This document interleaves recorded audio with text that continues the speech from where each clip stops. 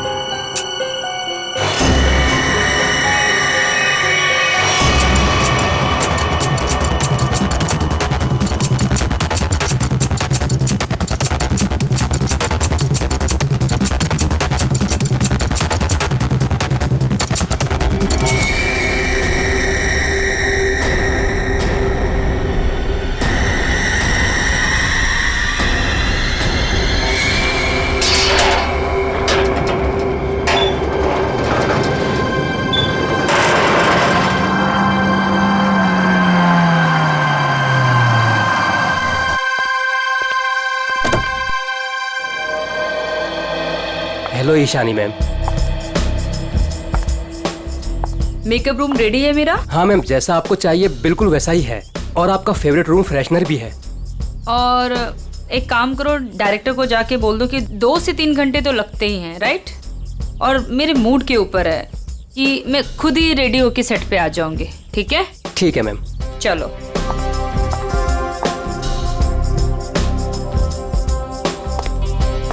Sir Ishani madam आ गए हैं। आ गई? बीबू जी देख, महारानी के तैयार होते ही आज का पूरा शॉट उसको अच्छे से समझा देना। जी सर। ठीक है, मैं उसके नखरे नहीं झेल सकता। Yes sir. सर अगर उसने मुझे थप्पड़ मार दिया तो खा लेना एक थप्पड़। स्पॉट सुन, ईशानी मैम का जूस और लो कैलोरी दही जल्दी से लाना, नहीं तो वो शूट कैंसिल कर देगी। सुनो, क्या मतलब है ये सब का? तुम लोग इधर उधर भाग रहे हो जैसे कि पता नहीं कोई शेरनी आ गई है। जाओ जल्दी से जाकर ईशानी को रेडी करवाओ। अब भी मैं डायरेक्शन टीम को बोल के आती हूँ।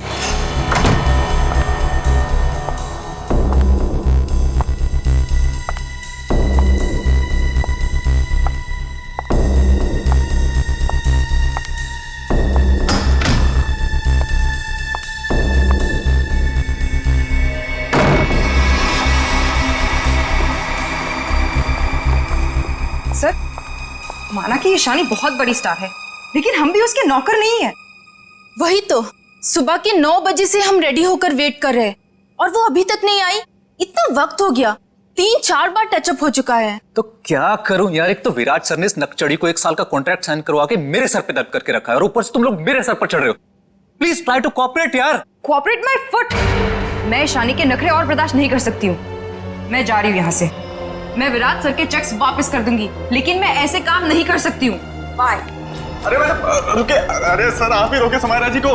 अगर आज शूट नहीं हुआ ना तो विराट सर सबकी छुट्टी कर देंगे सर। जाने दे उसको, एक ईशानी 100 सुमेरा के बराबर है।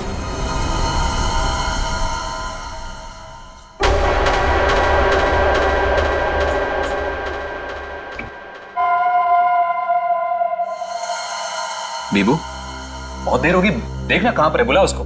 सर वो सैंडल उतार के मारेगी मेरे मुंह पे। लिख के ले लो, वो वापस नहीं आने वाली है। ईशानी के नखरे ही एक दिन उसे ले डूबेंगे। अरे तू जा, उसको बुला के ले, जा जा। अरे जाना। जा रहा हूं सर।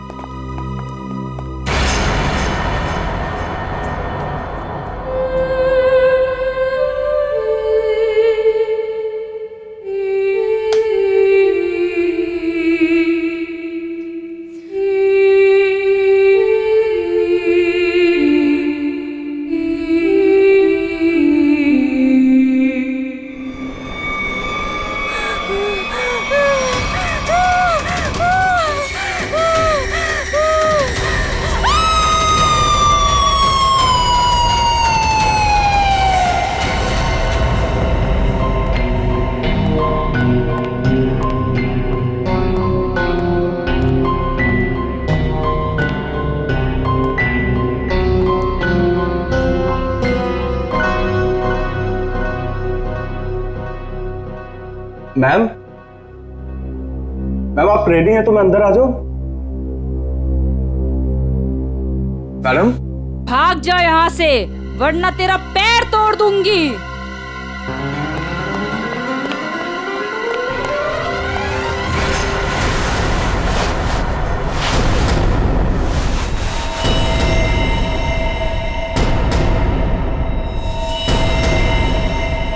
नहीं, उसने कहा भाग जा तो भागकर मेरे पास आ गया, अंदर जाने की हिम्मत नहीं की। उनके बिना बोले मैं अंदर कैसे जाता? आप नहीं जानते सर, गला दबा देती वो मेरा। 3 घंटे से वो तैयार हो रही है, यहाँ शूटिंग का टाइम निकला जा रहा है, तुझे अपने गले की पड़ी है। मैं देखता हूँ, चलकर चलो।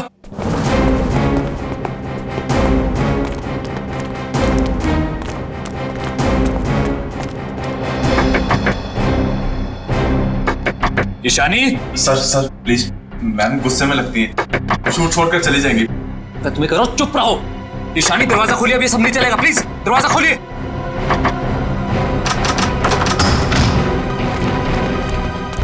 अरे मैम ये हेड क्यों पहनी आपने? ये तो ब्रीफिंग में है ही नहीं। मैम ऐसे बैठे क्यों हैं? क्या अकड़ है इस औरत के अंदर। ईशानी जवाब दो, हमारी तरफ देखो। ईशानी, ईशानी।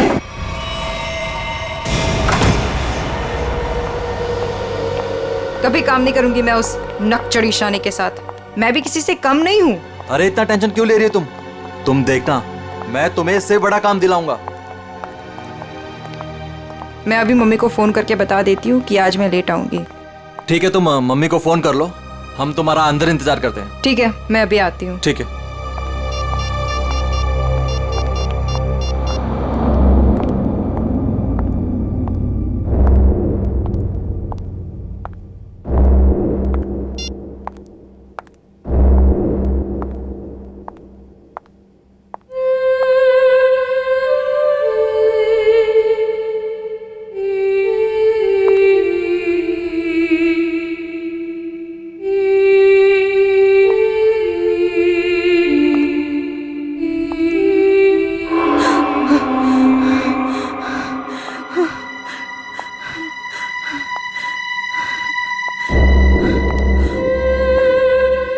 कौन है? सामने आओ। ये हैट, ये यहाँ कैसे?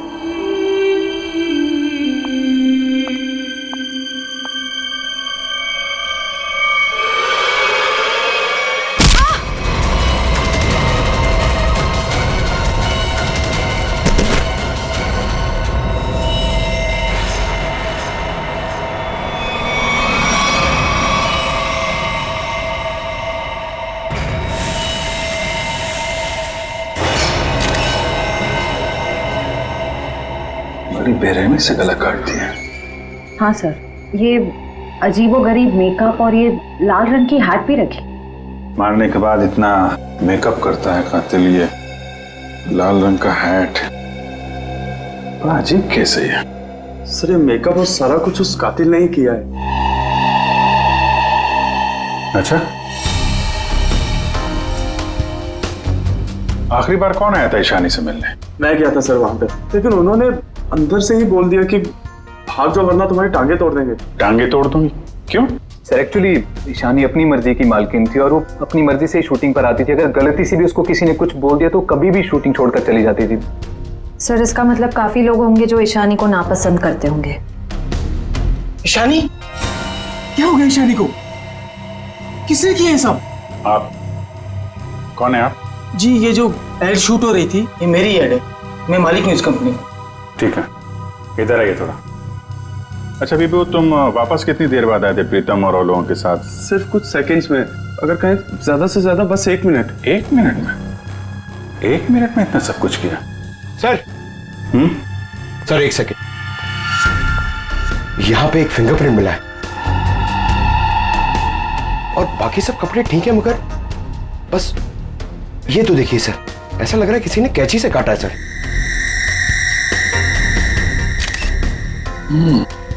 और सर यहाँ पे खून मिला है सर। कातिल पहले से ही कमरे में मौजूद था। सर हो सकता है बिहू ने जो आवाज सुनी वो ईशानी की हो ही ना। हो सकता है। क्या ईशानी से मिलने कोई आया था क्या? नहीं सर, और किसी को आते जाते नहीं देखा। सर कहीं ऐसा तो नहीं कि खूनी ईशानी के कमरे में पहले से ही छुपा हुआ था? एक्चुअली यही हुआ है। आदमी पहले से छुपा हुआ था, फिर वो खून करता है बेरहमी से, फिर इतना सारा मेकअप लगाता है, चेयर पे बैठाता है और लाल रंग की हैट पहनाता है। सब करने में टाइम तो गया ही होगा।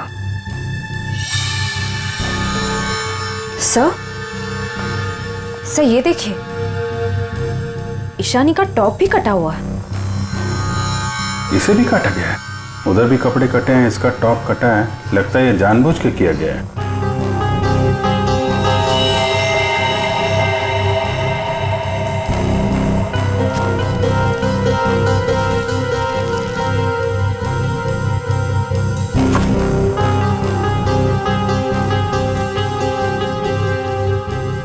सर ये कॉटन स्वैप्स लगता है मेकअप करने में इस्तेमाल किया गया है। वंश, ये सारी चीजें और बॉडी को फोरेंसिक लैब भेजो। तब तक हम लोग जरा बाहर देखते हैं। सर बहुत ही अजीब बात है, किसी ने भी खूनी को आते जाते देखा ही नहीं। आने जाने की तैयारी पहले से कर रखी थी खूनी ने, ना काम किया और निकल भागा। पर सर ऐसी कैसी तैयारी की होगी कि यूनिट के किसी भी मेंबर ने उसे नहीं देखा? इतना हंगामा हो गया यहाँ पे और ये बेटा सो रहा है। जी साहब। यहाँ से किसी को आते जाते देखा तुमने? साहब मैं तो अभी 5 मिनट पहले ही आया हूँ। 5 मिनट पहले? ये शूटिंग का टेम्पो है ना? हाँ साहब, ये शूटिंग का ही टेम्पो है। तो ये टेम्पो अभी बाहर कब गया था? साहब यही कोई 1:30-2 बजे के आसपास। 1:30-2 बजे? सर उसी दौरान तो ईशानी का खून हुआ था। जब टेम्पो बाहर गया था तुम्हारे साथ कोई और भी था? नहीं। अच्छा, पीछे कोई बैठ कर गया था, तुमने किसी को आसपास देखा? मैडम पीछे तो सामान रहता है, अब पीछे कोई बैठा हो तो मैंने नहीं देखा। इससे अच्छा तरीका और क्या हो सकता है खूनी के यहाँ से निकलने का?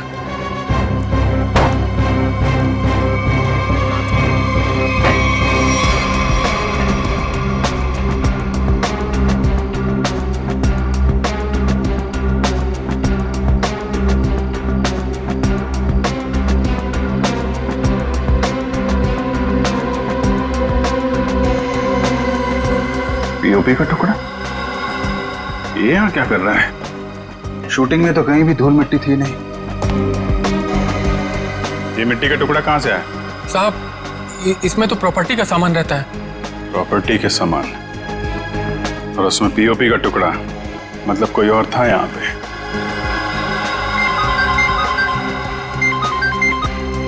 हेलो,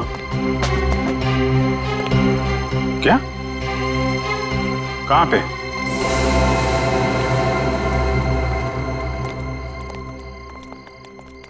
आपने फोन किया था?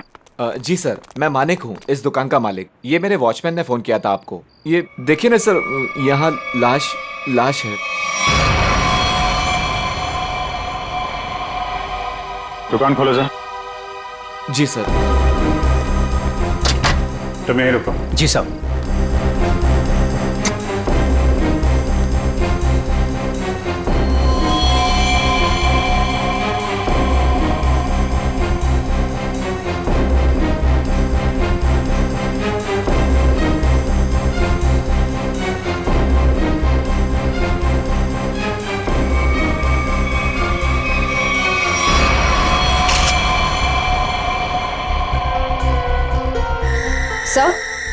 सर इसे भी बिल्कुल ईशानी की तरह मारा गया है।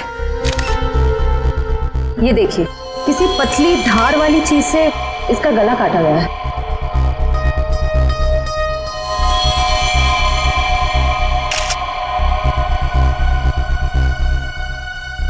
सर ये देखिए, इसका टॉप भी वैसे ही काटा गया है। इसका मेकअप निकालो, देखो कौन है ये। Yes sir. ये लाश दुकान में आई कैसे? सर मुझे नहीं मालूम। दुकान तो बंद थी ना, आपने ताला खोला है, तो ये क्या लाश अपने आप आ गई यहाँ पे? सर मैं क्या बताऊं, ये सब कैसे हुआ?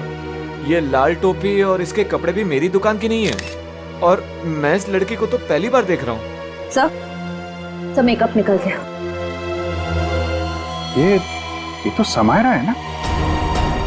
इसकी भी मॉडलिंग वाली फोटो हमने देखी थी वहां पे। हाँ सर। ये दुकान की चाबी आपके अलावा किसके पास रहती है? मेरी पत्नी सोनाली के पास, लेकिन वो तो पटना गई हुई है। अच्छा,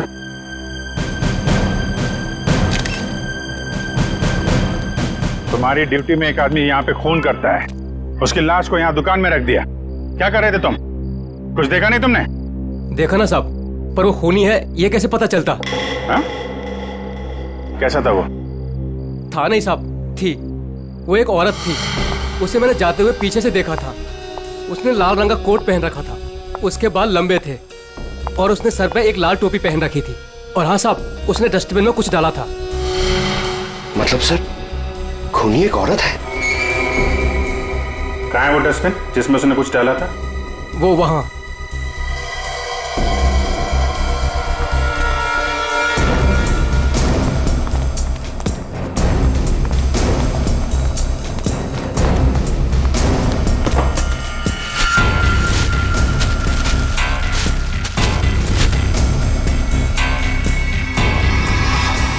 तो ये तो फिशिंग का सामान है, मछली पकड़ने का कांटा वाटा।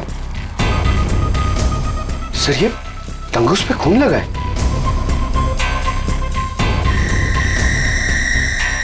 ओह, लगता है इसी का इस्तेमाल किया गया है खून करने में। भरे दिन के उजाले में शूटिंग पर कोई मेकअप रूम में घुसता है और ईशानी को मार डालता है, और तुम में से किसी ने कुछ भी नहीं देखा और ना कुछ सुना है? ये कैसे हो सकता है? सर एक्चुअली ईशानी की परमिशन के बिना उसके कमरे में कोई नहीं जाता था। इनफैक्ट उसने बीबू को भी दरवाजे के बाहर से ही भगा दिया, और उसके बाद जैसे ही हम लोग गए तो देखा वो मरी हुई थी। चलो सर, ये कास्टिंग डायरेक्टर है कीकू। लेकिन सर मुझे यहाँ क्यों लाया गया है? मैंने समायरा और ईशानी का गला थोड़ी काटा है। ए, चुप! तुम ही वो कास्टिंग डायरेक्टर हो ना जो ईशानी और समायरा को जानते हो उनके मॉडलिंग की शुरुआत के दिनों से? जी सर। और विराज की शूटिंग पर तुमने ही भेजा था ना उन दोनों? हाँ सर। मतलब तुम अच्छी तरह से जानते थे कि वो कब और कहां मिलेंगी? देखिए सर, गलती हो गई, अब मैं किसी को कहीं नहीं भेजूंगा। दरअसल 5 साल पहले ही मैंने वो काम छोड़ दिया था। 5 साल पहले काम छोड़ चुके थे? कुछ लड़कियों ने मेरे खिलाफ केस कर दिया था, उस वजह से मेरा ऑफिस भी बंद हो गया। तो फिर कल तुमने ईशानी और समायरा को विराज के शूट पे कैसे भेजा? दरअसल दोस्ती दोस्ती में विराज के शूट पर उनको भेज दिया था सर, लेकिन इन सब से मेरा कोई लेना देना नहीं है सर। फिलहाल तो हम मान लेते कि तुम्हें कुछ नहीं मालूम, तुमने कुछ नहीं किया। लेकिन एक बात याद रखो, अगर जरूरत पड़ी तो तुम लोगों को हम फिर से बुला लेंगे। जा सकते हो तुम।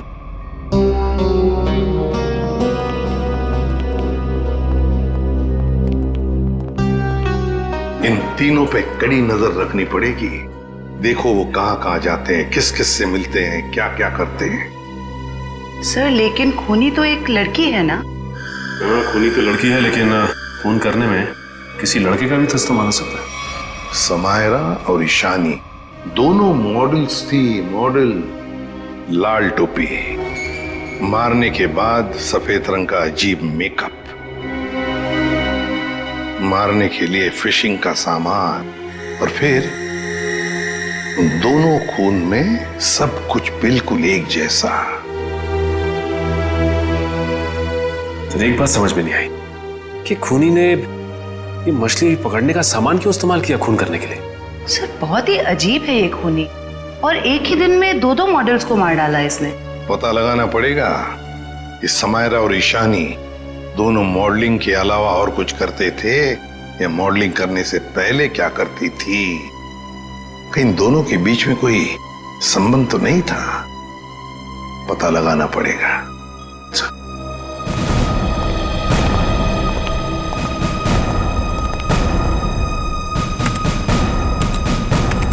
तो 2009 में समायरा और ईशानी ब्यूटी रिबन नाम की मॉडलिंग एजेंसी में काम करते थे, जिसका मालिक ये कीकू था। Kiku, casting director Kiku. इस कीकू के बंद पड़े ऑफिस में जाना पड़ेगा, देखना होगा शायद इसके बाकी मॉडल्स की भी जान को खतरा हो, और यह भी हो सकता है कि हमें उस औरत के बारे में कोई सुराग मिल जाए।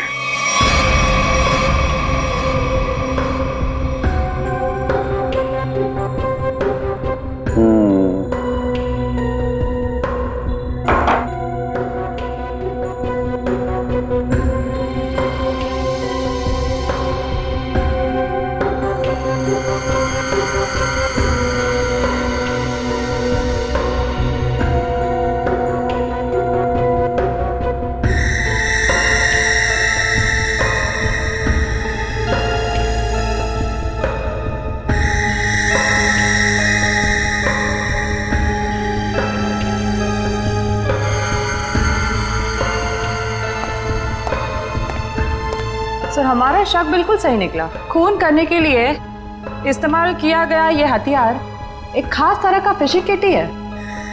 सर, आप सुन रहे हैं मैं क्या कह रही हूँ? हाँ सुना तारिका, लेकिन मैं फिलहाल किसी और काम में हूँ। क्या? खूनी का कद नापने में। अरे वाह साणुखे, खूनी के कद का पता लगा लिया तूने? हाँ बस एक मिनट से रही, ये दोनों के गर्दन का ये घाव देखो बस। ये घाव का निशान ऊपर की तरफ बना हुआ है, ना तो सीधा है ना नीचे की तरफ। मतलब खूनी ने तार से इन्हें ऊपर की तरफ खींचा। इसका मतलब साफ है, खूनी की ऊंचाई इन दोनों से ज्यादा थी। मतलब सर वो खूनी औरत इन दोनों से लंबी है? बिल्कुल पंकज, और लगभग 5 फीट 7 इंच थी। ये मेरी ट्रिग्नोमेट्रिक कैलकुलेशन मुझे बताती है, इंक्लूडिंग वो जो सैंडल उसने पहने हुए थे उनके। एक बार हाथ में आ जाए ना तो ऊंचाई भी नाप लेंगे। 5 फुट 7 इंच की लड़की जिसके लंबे और सीधे बाल हैं। और सर, या तो उसे फिशिंग करने का, मछली पकड़ने का शौक था, या तो फिर किसी खास मकसद से उसने ये सामान, ये फिशिंग किट का इस्तेमाल किया होगा। साणुखे, लगता है इस मछली पकड़ने के तंगूस से, इस तार से इन दोनों के गले को काटा है। बिल्कुल बॉस। डॉक्टर साहब, जो प्लास्टर ऑफ पेरिस जैसी मिट्टी मिली थी हमें, उससे कुछ पता चला क्या? हाँ पता चला सचिन। बॉस, वो सामान मूर्ति बनाने के काम में आता है। मूर्ति बनाने का? बॉस, टेस्ट चल रहे हैं, बाकी का भी पता चल जाएगा। तू कब बताएगा साणुखे? बताऊंगा थोड़ी देर में, लेकिन एक खास बात और बताना चाहता हूँ। वो क्या है? बॉस, ये देखो, ये है वो तार जिससे खूनी ने इनका गला काटा। खूनी जब इनका गला काटने की कोशिश कर रहा था, इन लोगों ने अपने बचाव में हाथापाई की होगी। उसी झड़प के दौरान खूनी का पलक का एक बाल मुझे इस तार पर से मिला है। मतलब तू अब इस बाल का डीएनए टेस्ट करेगा, है ना? करना ही पड़ेगा। एक खूनी लड़की जिसका कद 5 फुट 7 इंच है, जिसके सीधे और लंबे बाल है, जिसे मछली पकड़ने का शौक है और शायद मूर्तियां बनाने का भी। बस इतना भी काफी है हमारे लिए, इस लड़की को ढूंढने के लिए। मछली पकड़ने का खास सामान लेके चलती है तो समंदर के किसी किनारे में कुछ तो पता चलेगा ही उसके बारे में। पर सर, हमें सिर्फ उसकी ऊंचाई, उसके काले सीधे बाल और उस टोपी के बारे में पता है। सिर्फ इतनी इन्फॉर्मेशन के बलबूते पर उस तक पहुंचना थोड़ा मुश्किल लगता है सर।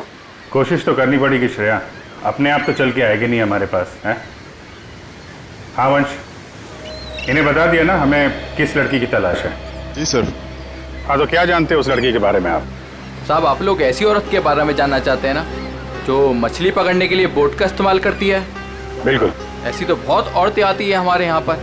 देखिए, जिस लड़की की हमें तलाश है वो लंबी लड़की है, 5 फुट 7 इंच की होगी, लंबे बाल हैं, सीधे बाल हैं। और उसकी उम्र तकरीबन 25 से 30 साल के बीच में। लंबे बाल, 25 से 30 साल की उम्र, ऐसी 2-3 लड़की आती है हमारे यहाँ पर। हमें उनके नाम और पते चाहिए। आप जब वोट देते हैं तो नाम पते तो लिखते होंगे ना? जी साहब।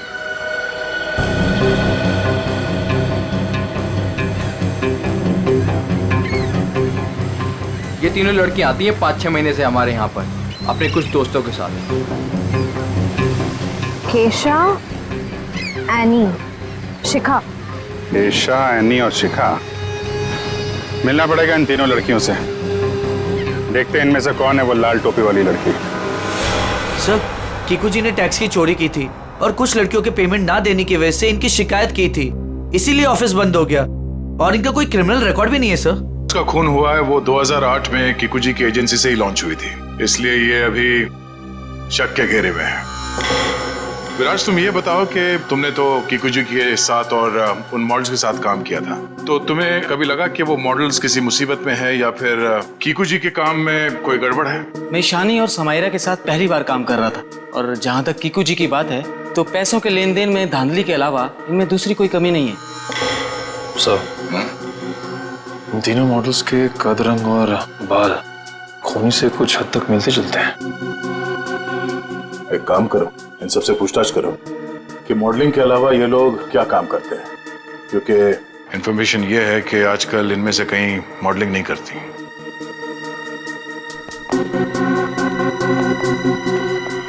एनी, 2012 में आप मॉडलिंग छूट चुकी थी। हाँ, अब आप क्या करती हैं? अभी मैं एक फिशरी स्टोर चलाती हूँ। शिखा, राइट? जी। आप एक प्रिंट मॉडल है, ये तो हम जानते हैं। उसके अलावा क्या करती? मैं कुछ भी नहीं करती। और आप क्या करती हैं केशा जी? मैं मूर्तियाँ बनाती हूँ। मूर्तिकार, ठीक है, थैंक यू।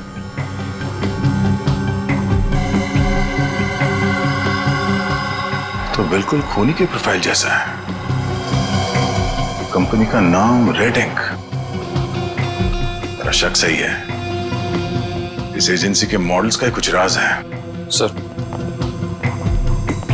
एनी, केशा और डॉली, इन तीनों के प्रोफाइल्स कुछ उन्हीं से मिलते जुलते हैं। सर, इनका संबंध मूर्तियां बनाने और फिशिंग से भी है। तो इनका प्रोफाइल, पेशा दोनों शक के दायरे में है। एक काम करो, इन तीनों को ब्यूरो लेके चलो। सर, खूनी की लड़की ने जिस तरह के कपड़े पहने थे उस तरह के कपड़े आ गए सर। Very good. पंकज, इन तीनों के नंबर्स हैं ना हमारे पास? Yes sir. सेलफोन नंबर्स जरा ट्रेस करो, देखो जब उन दोनों लड़कियों के खून हुए तब ये तीनों कहां थी? Yes sir. जयंती, सर। ले जाओ जी। आप तीनों मेरे साथ आइए। कहाँ? अभी बताती हूँ, आओ।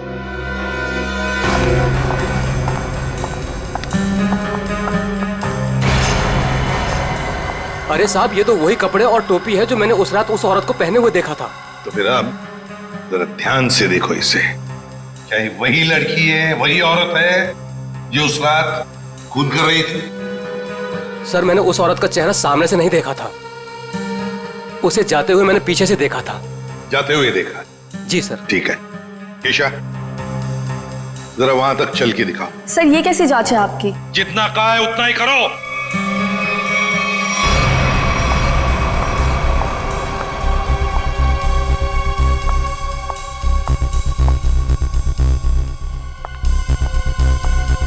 नहीं साहब। नहीं?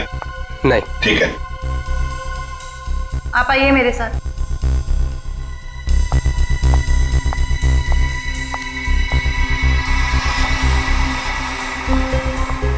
रुको, वहां तक वॉक करके आओ।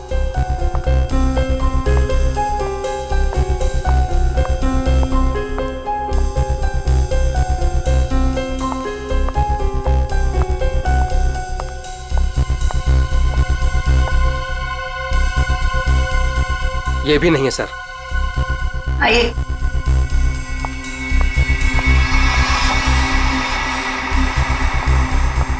सर, इन्हें तो कपड़े काफी अच्छी तरह से फिट हो रहे हैं। हाँ, दिख रहा है। अब ऐनी जी जरा चल के भी दिखाइए।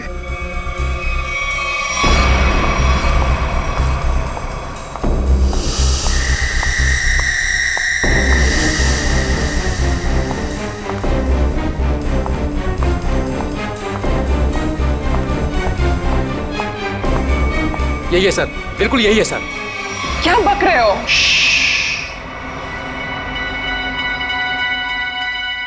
सर, जिस वक्त समायरा का खून हुआ था, आनी का फोन उसी एरिया में था। सुना है नहीं? उसी इलाके में था तुम्हारा फोन जिस वक्त ईशानी और समायरा का खून हुआ था। तुम जा सकते हो। और मैं? आपको तो रुकना ही पड़ेगा। सर, मैं क्यों नहीं जा सकती? वो इसलिए कि खूनी की चाल और तुम्हारी चाल बिल्कुल वही है। और तो और सबसे बड़ी बात कि तुम्हारा फोन उसी इलाके में मिला जहां पर इन दोनों लड़कियों का खून हुआ। सर इन सब का क्या मतलब है? I mean, दो लोग एक जैसे दिख सकते हैं ना? और फिर वॉचमैन ने ऐसा तो नहीं कहा कि मेरा चेहरा खूनी के चेहरे से मिलता है। लेकिन जिस वक्त खून हुआ उस वक्त तुम्हारे मोबाइल की लोकेशन भी वही की बता रही है, और ये सब कुछ इत्तेफाक तो नहीं हो सकता। सर उस वक्त सैकड़ों लोग उस एरिया में थे, तो क्या सब खूनी है? बस बस, बहुत बोल दिया।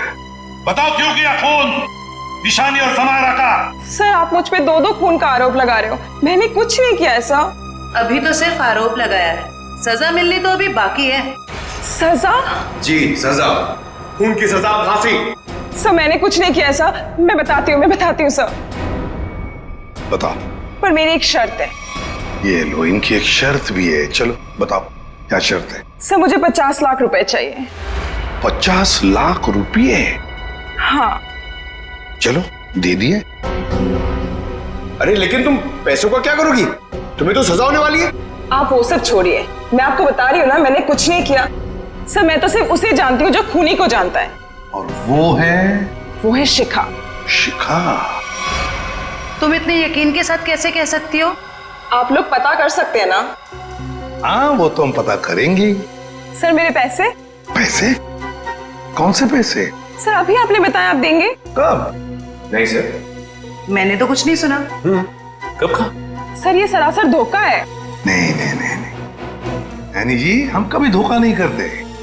हाँ धोखा जरूर करते हैं जब कोई कानून के साथ खिलवाड़ करता है, तब कभी कभी सीआईडी वाले धोखा देते हैं। ले जाओ इसे। सीआईडी फिर से? अब क्या कर दिया मैंने? आपने क्या किया क्या नहीं ये तो हम पता लगा लेंगे, लेकिन आप एक नंबर के झूठे हैं ये पता चल चुका है। क्या मतलब है आपका? आपने कहा आप समायरा को नहीं जानते। 2009 में समायरा ने आपकी कंपनी रेडिंग के लिए मॉडलिंग की थी, सच है? रेडिंग? इसे कैसे ढूंढ लिया आपने? हमें पता चल चुका है। 2009 के रेडिंग के फोटोशूट कैंपेन में ईशानी और समायरा दोनों ने मॉडलिंग की थी, है ना? मैम ये कंपनी मेरे नाम पे तो थी, लेकिन मैं इस कंपनी का मामूली सा छोटा सा पार्टनर था। आप इस कंपनी के असली मालिक से क्यों नहीं पूछते? असली मालिक कौन है? चैताली। आप उससे क्यों नहीं पूछते? चैताली? इस केस में पहली बार ये नाम आया। कहाँ रहती है वो? ये नहीं हो सकता, ये नहीं हो सकता। अगर सीआईडी को सच का पता चल गया तो बहुत बुरा हाल होगा मेरा।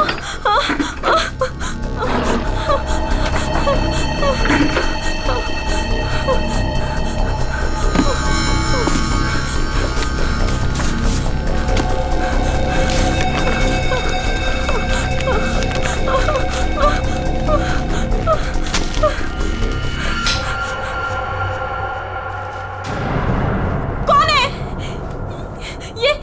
ये लाइट क्यों बंद कर दी?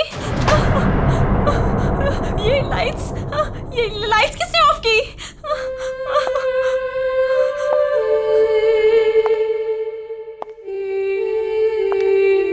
कौन है वहाँ? कौन है वहाँ?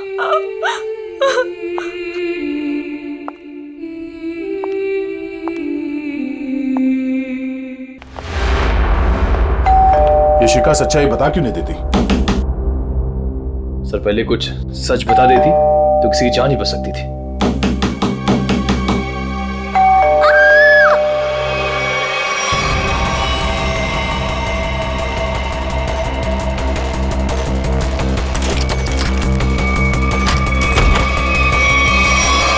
शिखा, शिखा, शिखा,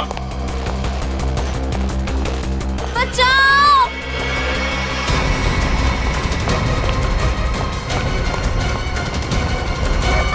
शिखा, शिखा,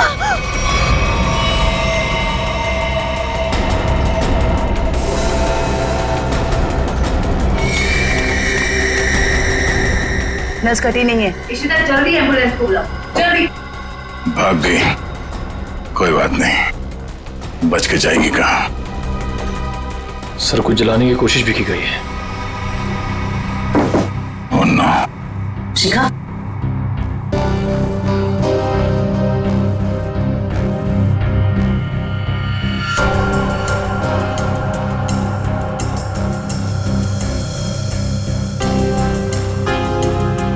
इतना लंबा बाल ये शिखा का तो नहीं हो सकता। तो भागते भागते बाल छोड़ गई। देखते हैं कहां तक भागती है ये। आइए सर।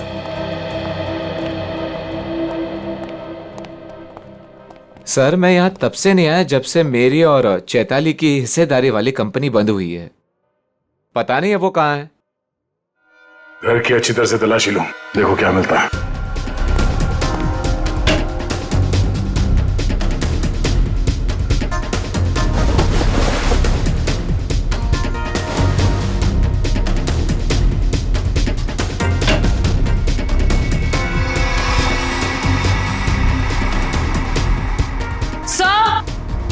आ जाओ थी। सर ये देखिए,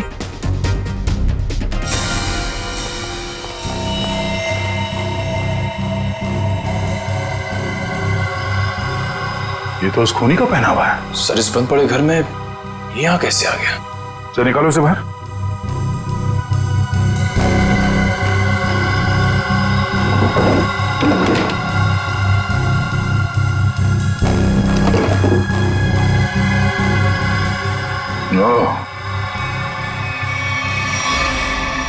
ये चक्कर है।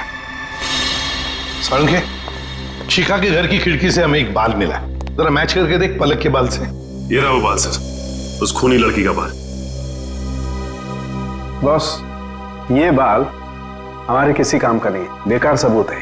क्या मतलब? मतलब ये बॉस के खूनी के पलक का डीएनए रिपोर्ट आ चुका है। तो खूनी कोई लड़की नहीं, खूनी एक आदमी है। एक आदमी है जिसकी उम्र 40 से 45 साल। ये टोपी, लंबे बाल, सैंडल, ये सब धोखा है। तो मतलब खूनी कोई लड़की नहीं, बल्कि लड़की की भेष में आदमी है। ऐसा क्यों किया उसने? लड़की के भेष में क्यों? खून करने के और भी आसान तरीके थे उसके पास। लगता है ये खूनी कोई सरफिरा है। खूनी कोई सरफिरा नहीं, शैतान दिमाग का आदमी है ये, शैतान दिमाग का। सोच समझ के सब कुछ कर रहा है ये। एक काम करते हैं, जितने भी लोगों पर शक है ना, सबको यहां बुला लो, सबका डीएनए टेस्ट करते हैं। आप बताते क्यों नहीं कि हम सब लोगों को यहाँ पर क्यों लेकर आए हैं? ऐसी जगह लाए कि हमारा कोई टेस्ट होने वाला है। और आप लोगों को हम सब पे शक है कि हमने खून किया है। लगता है हम सब बिना जुर्म के सजा भुगतने वाले हैं। बस बहुत हो गया। खूनी को ढूंढने का हमारे पास यही एक रास्ता है। और वैसे खूनी का बहुत ही खास सुराग मिला है हमें। डॉक्टर साहब बिल्कुल ठीक है। दरअसल क्या है, खूनी चाहे कितना भी होशियार हो, कितना भी चालबाज हो, कोई ना कोई क्लू हम लोगों के लिए छोड़ जाता है। और इस बार भी खूनी एक क्लू छोड़ गया है, और वो क्लू है पलक का एक बाल। देखिए, मैं ऑडिशंस लेता हूँ, लड़कियां सजती हैं, संवरती हैं, अपनी पलकों को भी सजाती हैं, तो इन सब से हमारा क्या लेना देना? तुम्हें बड़ा यकीन है कि खूनी एक लड़की ही है? सबको मालूम है कि लंबे बालों वाली लड़की सबको मारती फिर रही है। और आप? लेकिन हमें जांच तो पूरी करनी पड़ेगी ना। सर हमें करना क्या पड़ेगा सर? ज्यादा कुछ नहीं, आप में से हर किसी को अपने पलक का एक बाल देना होगा, और जिसका डीएनए हम उस खूनी के डीएनए से मैच करके देखेंगे। और वैसे भी जब आप लोगों ने कुछ किया ही नहीं है तो डरने की तो कोई बात ही नहीं है। जयवंती, देखिए आ जाओ। चलो जाओ।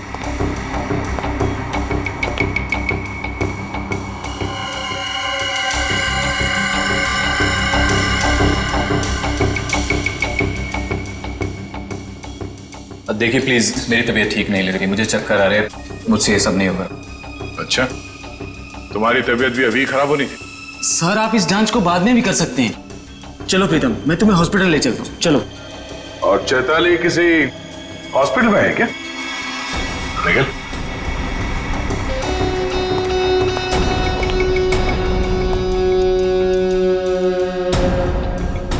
सही कह रहा हूं ना मैं? मिस्टर विराज, या फिर चैताली का पति कहना बेहतर होगा।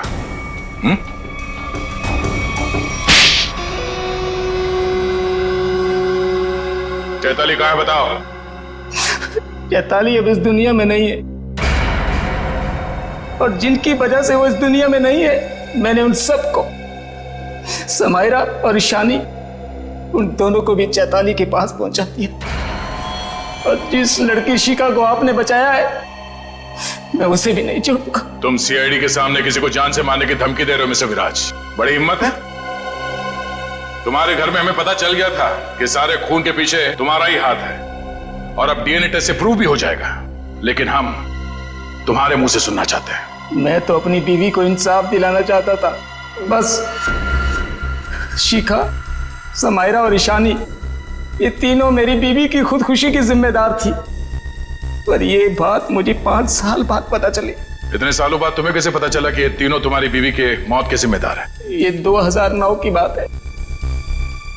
चैताली ने द रेड इंक कंपनी में पैसा लगाया था, और ये तीनों लड़कियां उसके बराबर की पार्टनर थी। माणिक तो बस नाम का पार्टनर था इनके पीछे। मैं उस वक्त यूके में था और इन तीनों लड़कियों को जानता भी नहीं था, लेकिन जब इनकी कंपनी नुकसान में चली गई तो इन तीनों ने मेरी बीवी को कर्जे और बकायेदारों से लड़ने के लिए अकेला छोड़ दिया और उसे मरने पर मजबूर किया। और जब तक मैं उसके पास पहुंचता, उसने फांसी लगाकर खुदकुशी कर ली।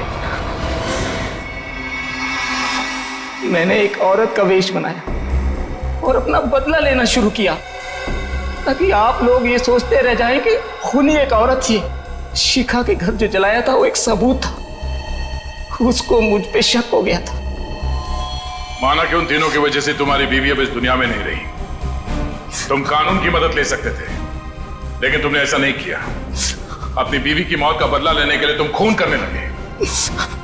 अब तुम्हें फांसी से कोई नहीं बचा सकता।